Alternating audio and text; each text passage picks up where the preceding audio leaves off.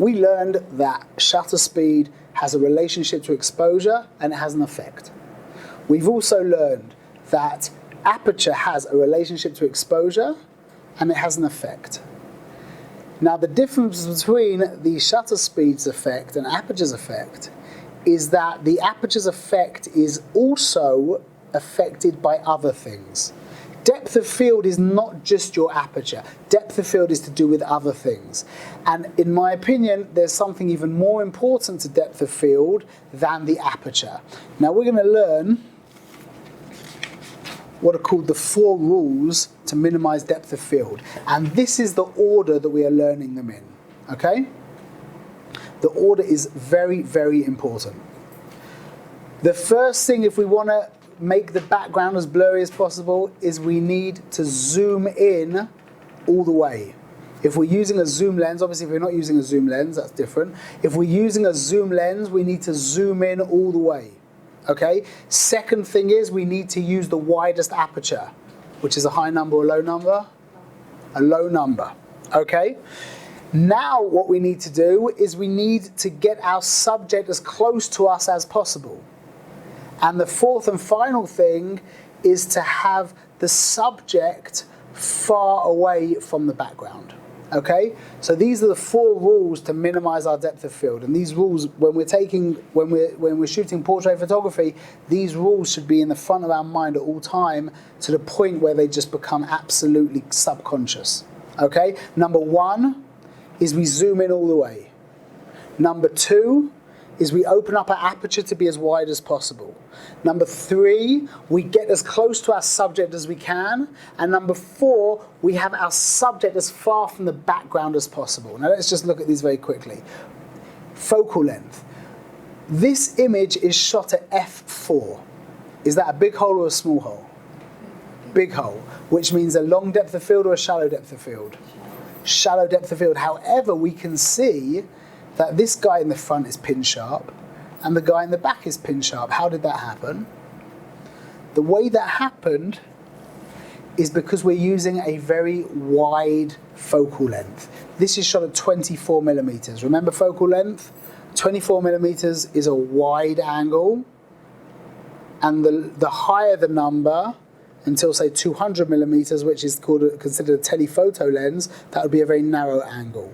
So 24 millimeters is very wide, and 200 millimeters is very narrow.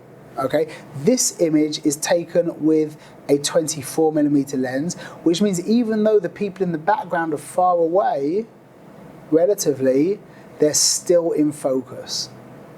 Okay, we can see here a good example is this is shot at 82 millimeters, which is quite zoomed in, so we can see grandma here is sharp and grandpa here is out of focus. And this next picture, which is shot at 45 millimeters, we can see grandma is sharp and grandpa is also sharp. Okay, so just like our aperture affects our depth of field, which is the lower the number, the bigger the hole, the shallower the depth of field, yeah? The higher the number, the smaller the hole, the longer the depth of field. Also, focal length affects the depth of field. The wider the focal length, yeah, the more zoomed out you are, the longer your depth of field. The more zoomed in you are, the shallower your depth of field. So I saw the other day, the last wedding that I just shot, the lady who was shooting for me, who's not my regular photographer, she was using a f4 lens at 200 millimeters, which means it was very zoomed in. 200 millimeters is very zoomed in. F4 is wide, but not super wide, yeah? And I'm using my 85 millimeter 1.8. 85 millimeters is not that zoomed in, yeah, but 1.8 is ultra wide. And looking at the two pictures together, they looked exactly the same. So when you zoom into 200 millimeters and you're shooting at f4, it looks the same as when you're zoomed out at 85 millimeters and you're using f1.8. And it's even more important. The focal length is even more important than the aperture. The next part is the aperture that we saw. Let's just quickly look at that. This is shot at f4, f5.6, f8, f11, f16, and f22. We just spent the previous part of the lesson talking about that. in regards to getting close to the subject, look at this. We're going to see as the background gets more out of focus, what's going to happen to these bokeh balls? They'll get bigger and bigger, okay? As we create a shallower depth of field, these bokeh balls will get bigger and bigger. So right now, this is me a certain distance from the groom. And as I go in closer, we can see that the bokeh balls actually increase in size. Okay, nothing changed except for I walked in closer. Okay, now look, this is a great example. This is a bride running to me, okay, and with the bridal party behind. Watch the background as she gets closer and closer. Watch the background. Do you notice how the background gets blurrier and blurrier? So as your subject comes closer, the background gets blurrier and blurrier. And now, just to finish it off, this is an example that I created before. I focused on this camera and I put a packet of tissues right next to the camera at the same distance. As I move, we learned this in the first class in focus, but as I move the box of tissues further back, it gets more and more out of focus. So we have the 4 rules of minimizing depth of field. What are the 4 rules in order? Zoom in as much as possible, number 1. Number 2, widest aperture. Number 3, You go as close as possible. you come into your subject as close as possible. Number 4, It should be further from the back. the subject should be far from the back. Let's just say it one more time, okay? Number 1, Maximum. Zoom in. zoom in as much as possible. So number 1, zoom. Number 2, The aperture. aperture, widest aperture. Number 3, Move as close. in as close to your subject as possible. Number 4, They should be as subject. subject away from the background. Now, a very important thing to remember is, let's just go back to the beginning of the class. We spoke about the variable aperture lens. Now, as I'm zoomed out all the way, I can achieve an aperture of 3.5. Now, watch what happens when I zoom in. I can now only achieve 5.6. It won't go any wider. So now we've got a contradiction in this rule that we just learned. Because we said, number 1, we want to be zoomed in as close as we can. But number 2, we want to have the widest aperture. Now I have to make a decision. Because if I zoom out, I can get my widest aperture. If I zoom in, I can only get 5.6. You hear the question? Yeah, but you said zooming in as well. Thank you. That's the answer to the question.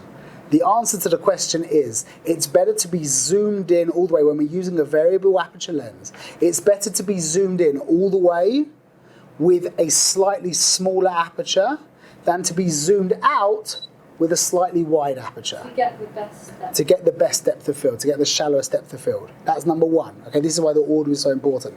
Number 2, I've got another question. What would be better? We've said that I want to use my focal distance, I want to zoom in as much as possible. Now let's say I want to take a picture, a full-length picture of Michal, yeah? Now I need to walk back quite a long way if I'm zooming in all the way. What would be better?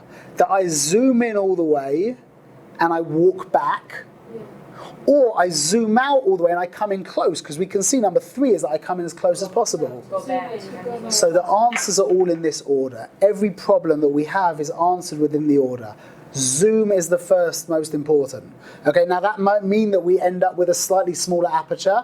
Okay, so be it. We have a slightly smaller aperture. We'll deal with that. Okay, it's better to be zoomed in all the way with a slightly smaller aperture. Number 3 is we want to be as close to our subject as possible. Yeah, but what if I zoom in all the way, then I have to walk back? Zoom is more important.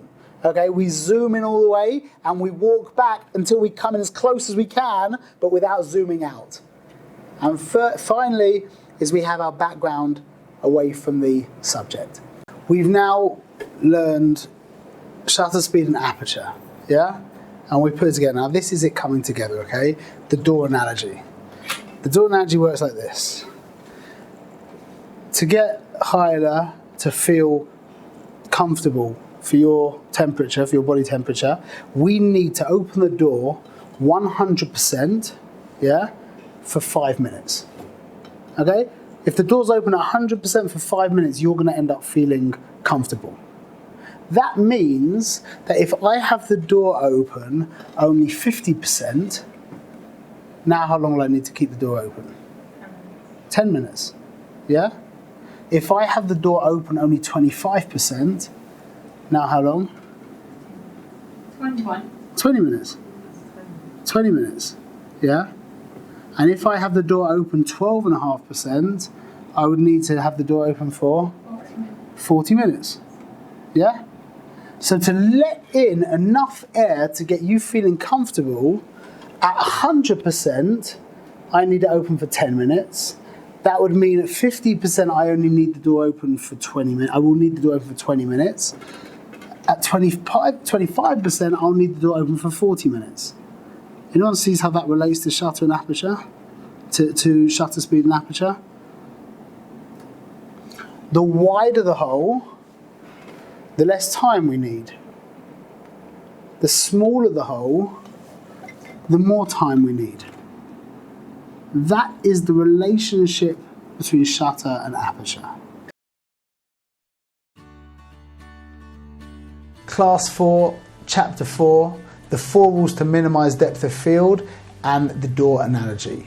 The 4 rules to minimize depth of field, these need to be completely engraved in your mind. You need to get these absolutely into your subconscious. Number 1, zoom in all the way. Number 2, the widest aperture. Number 3, getting as close to your subject as possible. And number 4, have your subject come far from the background. Also remember that the order is super important. The door analogy tells us that if the door is open 100% for 1 minute, it will allow the same amount of air in as if it was open 50% for 2 minutes, 25% for 4 minutes. In the analogy, the size of the opening of the door is your aperture, and the amount of time that your door is open for is the shutter speed. The wider the aperture, the quicker time you can get away with shutter speed. The smaller the aperture, the longer you're going to need your shutter open for.